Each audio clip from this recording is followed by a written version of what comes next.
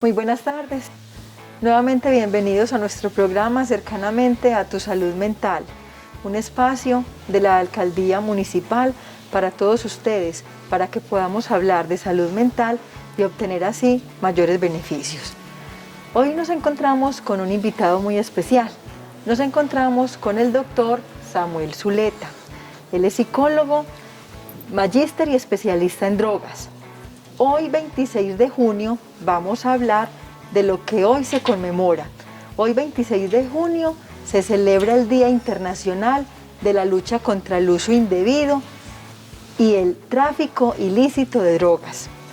Vamos entonces a preguntarle al doctor Samuel por qué se celebra hoy, 26 de junio, este día. Bueno, muy buenas tardes para todos. Muchísimas gracias por la invitación que me realizan el día de hoy. La Organización Mundial de la Salud, en conjunto con la ONU, conmemoran lo que es el Día Internacional de la Lucha contra las Drogas, una celebración que se da desde el año de 1987 como una manera de recordar lo que ha sido el flagelo del consumo de sustancias, y no solamente eso, sino también el tráfico ilícito de las sustancias, ¿cierto? Todo lo que tiene que ver con esto.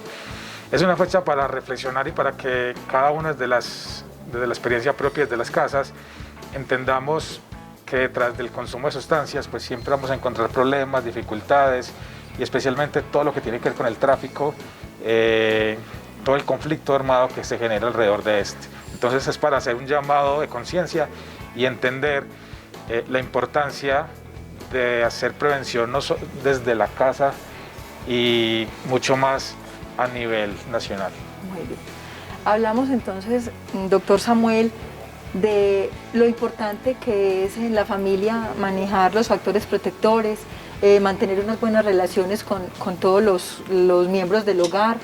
Esto puede evitar una decisión del consumo de sustancias psicoactivas.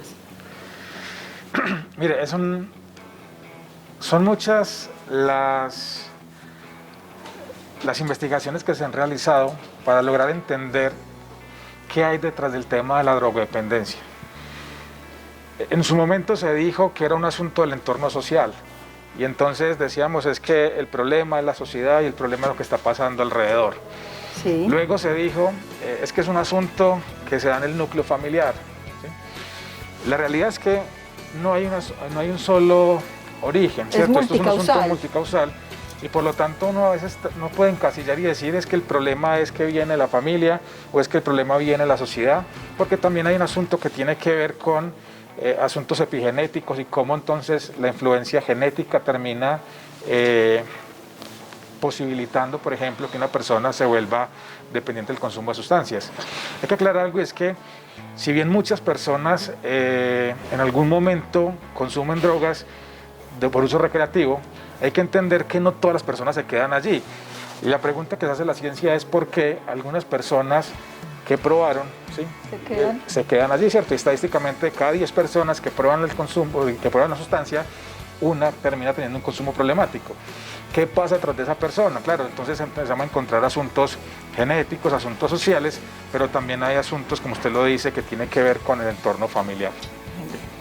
Es un hecho que el consumo de sustancias psicoactivas a edades muy tempranas altera el funcionamiento fisiológico de nuestro cerebro. Yo quisiera que nos contara acerca de eso para poderle contar a todos nuestros seguidores lo importante de mantenernos limpios. Por favor, don Samuel, cuéntenos ahí. Mira, lo más importante es retrasar la edad de inicio. Sí. Y todos los programas de prevención están dados para retrasar la edad de inicio. La estadística demuestra que el inicio del consumo de sustancias psicoactivas, por ejemplo, cada vez es menor. Anteriormente se daba a los 16 años, ya pasamos a los 15, a los 14, y en este momento pues estamos alrededor de los 13.5, algo así más o menos. Eso generaba, por supuesto, eso tiene efectos colaterales sí. En el desarrollo del cerebro, porque encontramos que el desarrollo cerebral pues se da hasta los 20 años, entonces en teoría lo ideal sería que una persona probara el alcohol, por ejemplo, después de los 20 años, de que haya un cerebro más maduro, que haya un cerebro que no esté en formación. Encontramos que la importancia es que que el consumo de alcohol, por ejemplo, y el consumo de otras sustancias termina generando problemas en el desarrollo y especialmente en el tema del aprendizaje, en el tema de la memoria, ¿sí? Y en eso el se tema da de control de impulsos. de control de impulsos. ¿Y cuál es el asunto? Es que los efectos no son inmediatos. Entonces una persona dice, pues yo no tengo problema, no me pasó nada, ¿sí?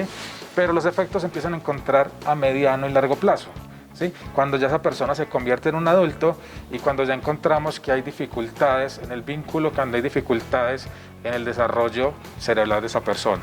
Entonces los efectos son más a mediano y largo plazo. Listo. Es importante que recordemos cuál es la diferencia entre el uso, el abuso y la adicción, que son 3 etapas diferentes en las que se encuentran pues, las personas que usan sustancias psicoactivas o alcohol. Claro que sí. Mira, hay una cosa que debemos entender, es que las drogas tienen que ver mucho con el tema de la dosis, por ejemplo, ¿sí? El alcohol es una sustancia que es funcional para el ser humano y que tiene funciones medicamentosas, ¿sí? Pero lo que la diferencia es el tema de su uso, para qué lo están utilizando. Una cosa es utilizar alcohol para desinfectar, como lo hicimos esta mañana cuando llegamos a diferentes lugares. Yo ahorita en el parqueadero pues me brindaron esta sustancia, pero otra cosa es utilizarla con fines diferentes al que digamos inicialmente fue constituido, ¿sí?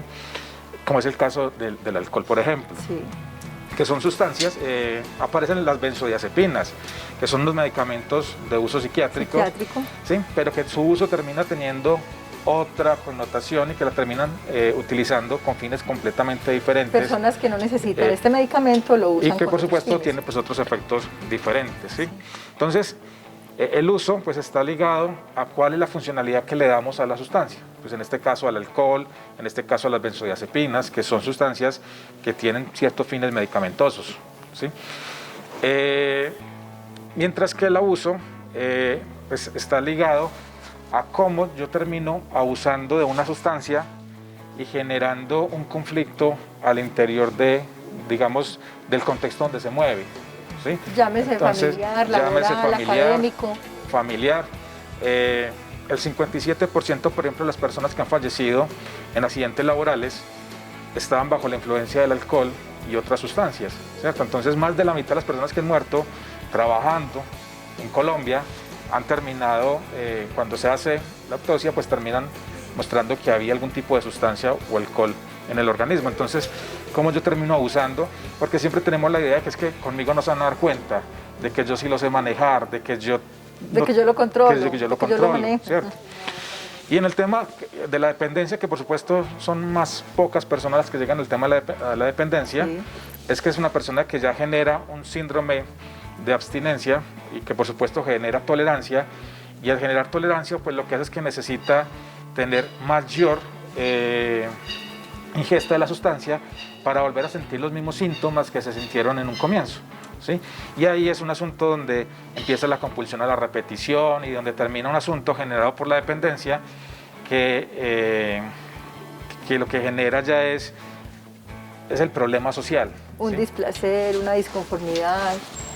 Sí, ahí hay un asunto importante en el tema del comportamiento asociado. O sea, ya no es el consumo en sí mismo, sino que ya es el comportamiento que está asociado al consumo. Al consumo.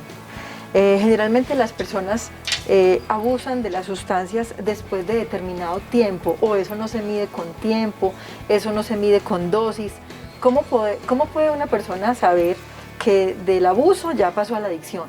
¿Cómo podríamos darles a nuestros seguidores como unas claves para que puedan identificar si están en el abuso o en la adicción? En la adicción propiamente hay un comportamiento negativo asociado. Siempre, en el abuso no, ¿cierto? Hay personas que trabajan, que consumen sustancias, que consumen marihuana, por ejemplo, pero no tienen problemas asociados a un comportamiento negativo en el contexto donde se mueve. Cuando hay un comportamiento negativo, disocial, en el contexto en el que se mueve, ya estamos hablando de una adicción propiamente, ¿sí?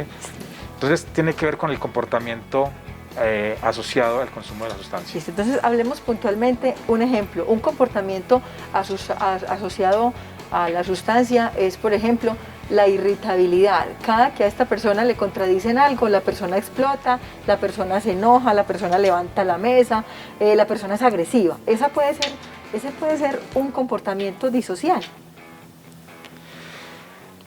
El comportamiento disocial está mucho más dado en el tema de cómo, qué recursos tengo yo para conseguir la sustancia, ¿sí?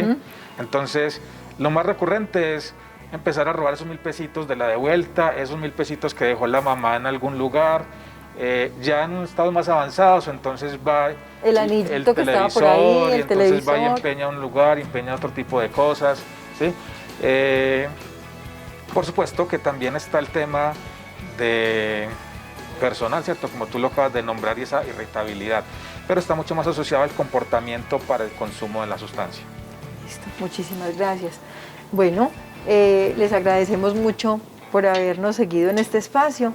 Quiero recordarles que nuestro programa Cercanamente a tu Salud Mental funciona las 24 horas para poder separar la cita si necesitan una asesoría psicosocial al 540-4312, extensión 02. Muchas gracias a ustedes, muchas gracias a nuestro invitado especial que hoy tuvimos y hasta una próxima oportunidad. Muchísimas gracias.